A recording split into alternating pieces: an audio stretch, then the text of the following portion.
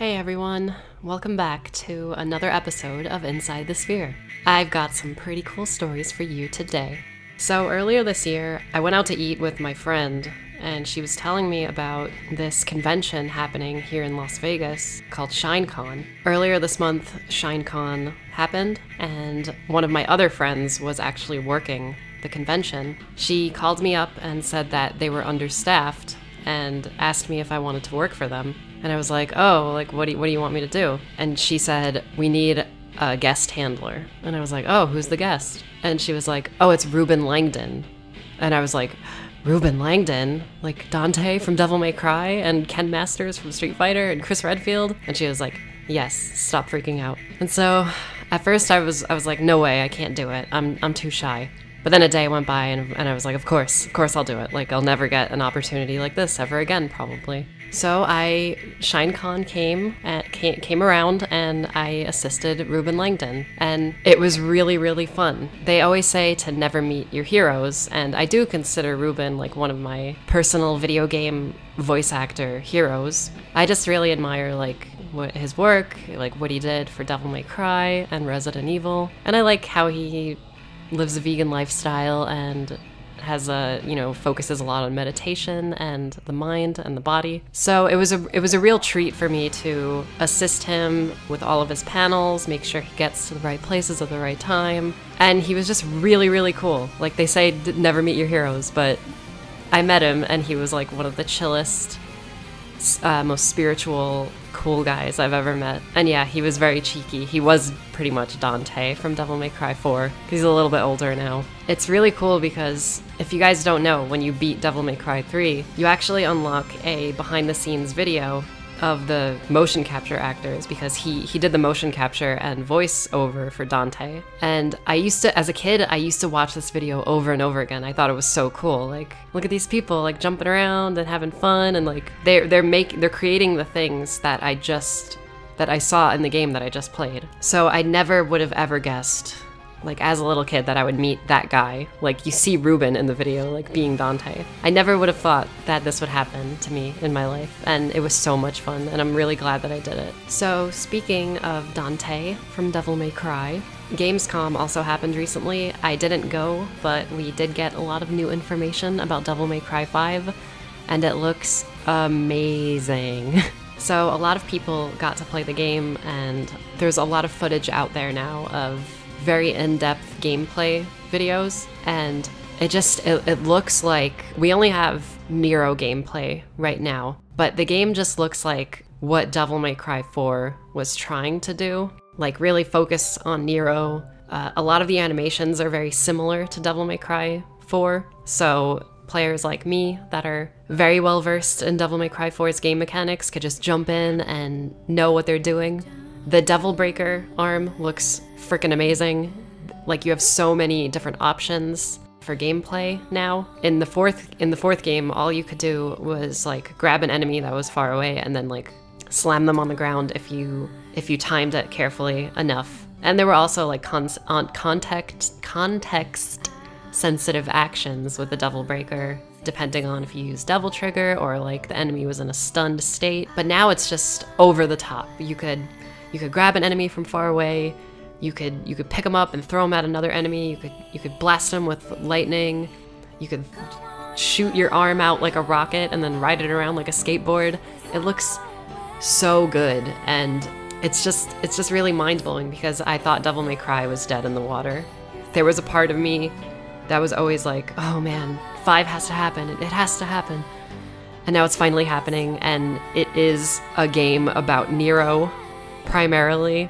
Well, I think the news is that there are going to be 3 campaigns, one with Dante, one with Nero, and one with the new character named Vitale, who's apparently going to have like a whole new gameplay system involving magic and demon summoning, which is kind of crazy. Need to actually play the game to judge that, because it sounds interesting, but I can't really like imagine how that would play. But anyway, besides all of the long gameplay trailers, we got a new official trailer, and at the end of it, we see some very, very small amount of gameplay with Dante. In the first trailer, he was right at the end riding in on a motorcycle, like a demonic motorcycle that looked like a weapon, and guess what? It is a weapon.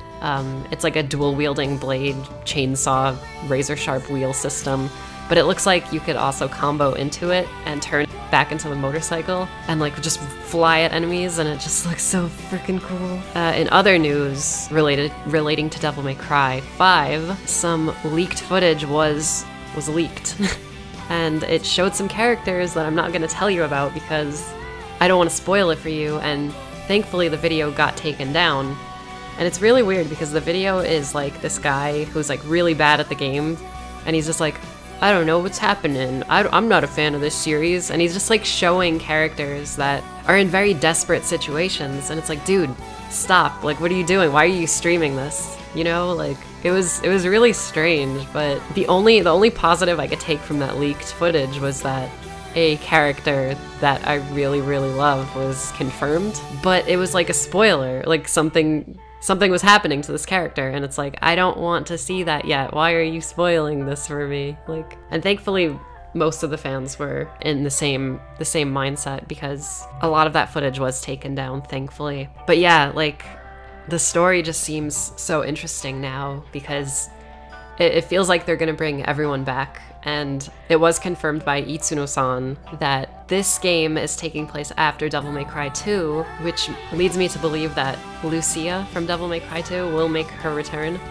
her epic return. I hope so because I really liked Lucia. I love her design, I liked her story, I liked the way she played.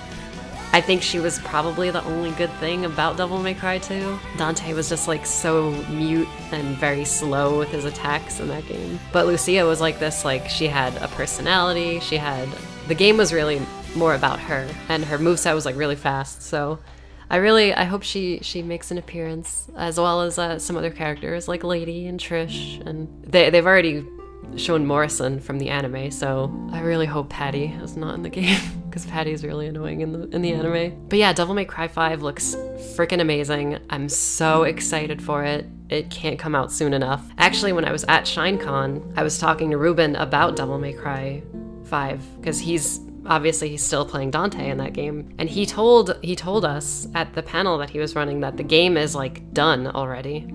Like, and it's Itsuno-san wanted to announce it last year and have it released this year, which would have been freaking amazing. But I think Capcom wanted to focus more on Resident Evil 7 last year and have Devil May Cry 5 and Resident Evil 2 Remake and all of their other announced projects be the focus of 2019. And, you know, instead of just, you know, having everything come out at once, which I like. I'm glad they're spacing this stuff out because it gives us something to look forward to. I'm really happy to see that a lot of people are enjoying my first part of the Resident Evil retrospective. Resident Evil 1 is like the coolest game ever made. Like it really was revolutionary for its time, and the series is just such a great thing to have in our lives.